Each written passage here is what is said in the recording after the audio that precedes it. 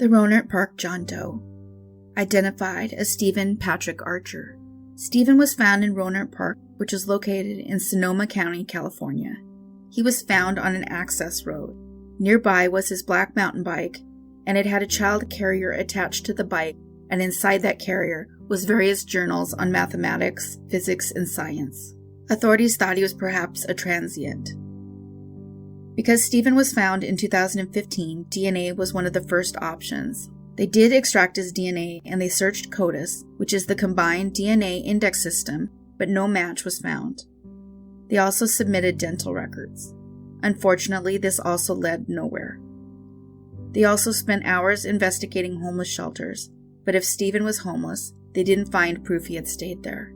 They didn't stop searching, but only when the DNA Doe Project got involved did his DNA lead to an answer.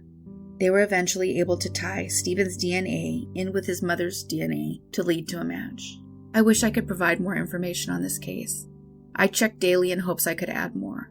We do know that Stephen Patrick Archer was 48 when he died, living the majority of his life in the Seattle area. Stephen Patrick Archer went unidentified for 6 years.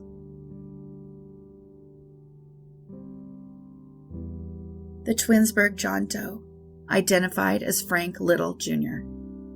Frank Little Jr. went by the name of Frankie and has been identified as the Twinsburg, Idaho John Doe.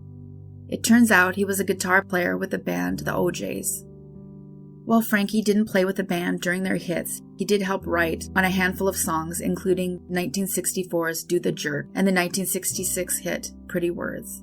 He was known to be alive in the 1970s. And what happened after that isn't known.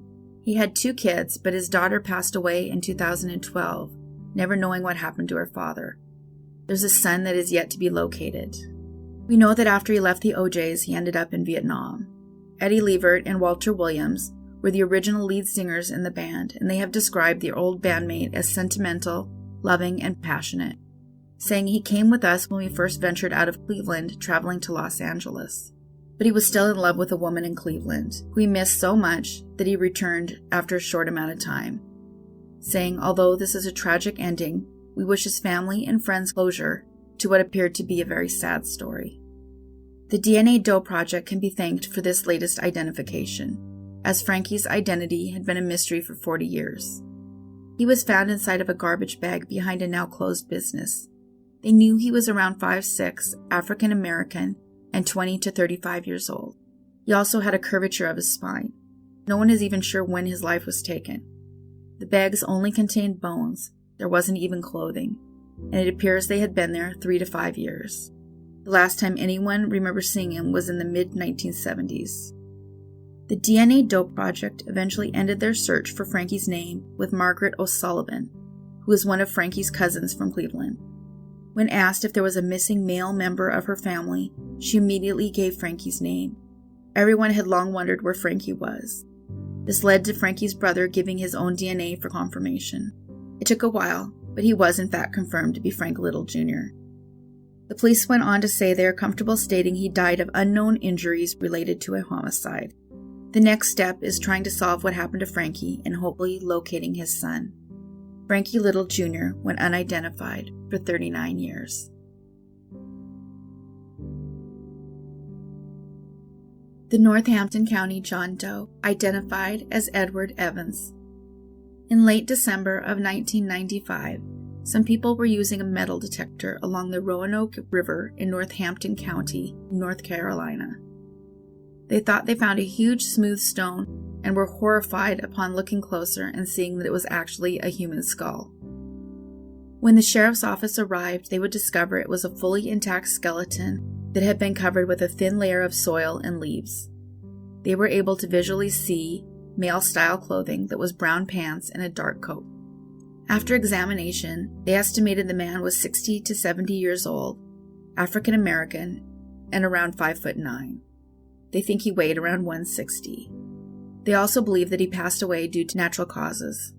As people usually have friends and family close by, generally missing persons report will solve these type cases, especially when dealing with natural deaths. It was estimated he had been there 3 years. That would place his death around 1992. Yet the case went cold.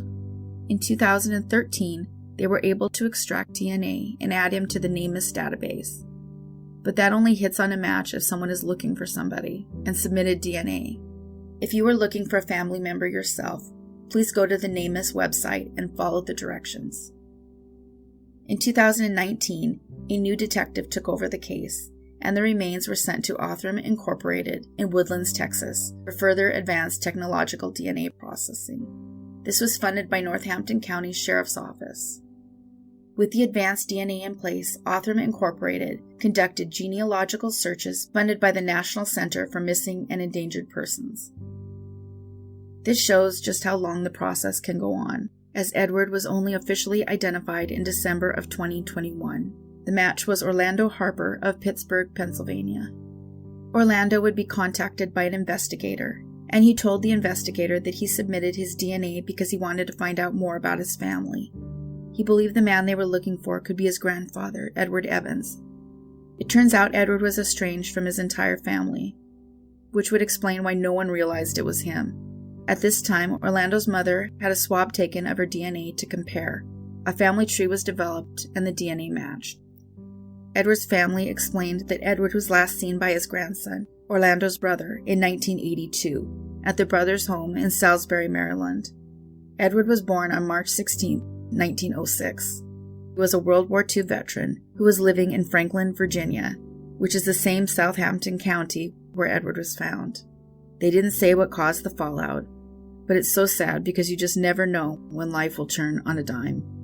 His family likely believed he chose to stay away, and the truth was that he did stay away for a decade, which is already sad on its own.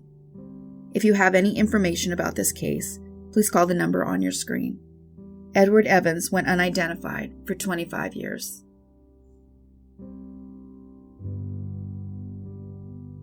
The Mount Holly John Doe, identified as James Harold Smith. James was 33 when he went missing in June of 1979, but he was never compared to the Mount Holly Doe or any other known does because he wasn't reported missing for 35 years. It wasn't until 2014 that a report was made. This wasn't for lack of caring, but it was because there was a lack of contact all the time. They had no idea he was missing. His family never considered he might not be alive anymore. That is a very common issue in a lot of these cases. It's also why they're at a higher risk of victimization. For those who are transient or choose to isolate themselves from family intentionally, it's just a normal pattern of behavior. So as a result, no one in his family ever considered that the man found in the woods in 1969 could be James. As a result, it would take 42 years for his family to know that James had been gone all that time. The sad truth was that James had been found in a wooded area in 1979, and a forensic examination led to the conclusion he was 30 to 60.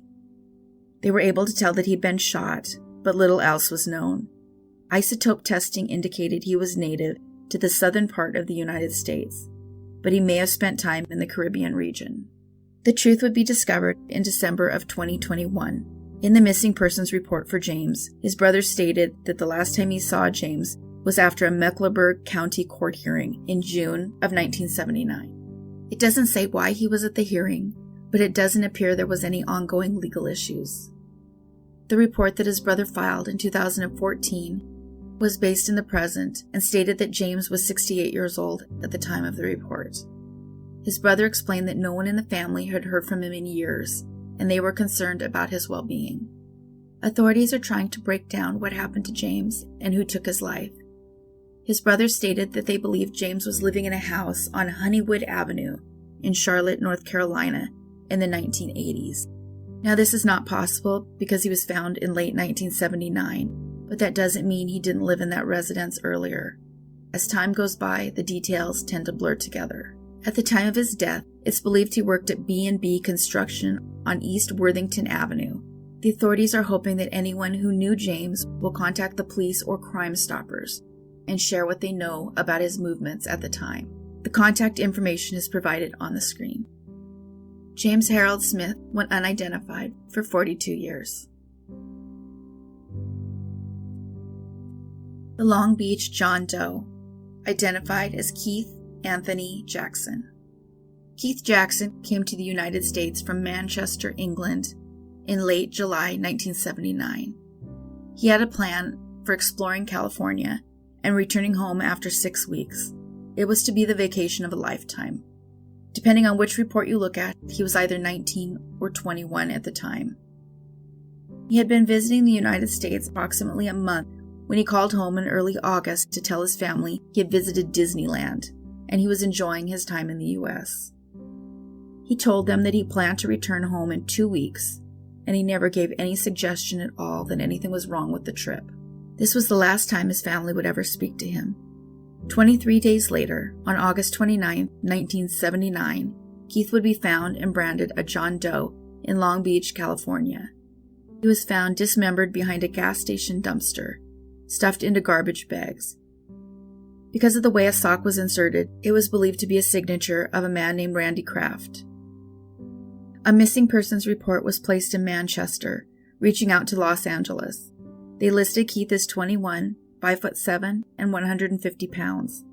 He was currently listed as missing until the DNA match was made. I wish there was more information on this case because it seems very odd that there was a John Doe matching his description in the same area he went missing within a month and they didn't pinpoint that it might have been him. For whatever reason, no match was made until DNA solved the case. Randy Kraft is sitting on death row in San Quentin, although he was never officially tried for this case. Keith Anthony Jackson went unidentified for 42 years.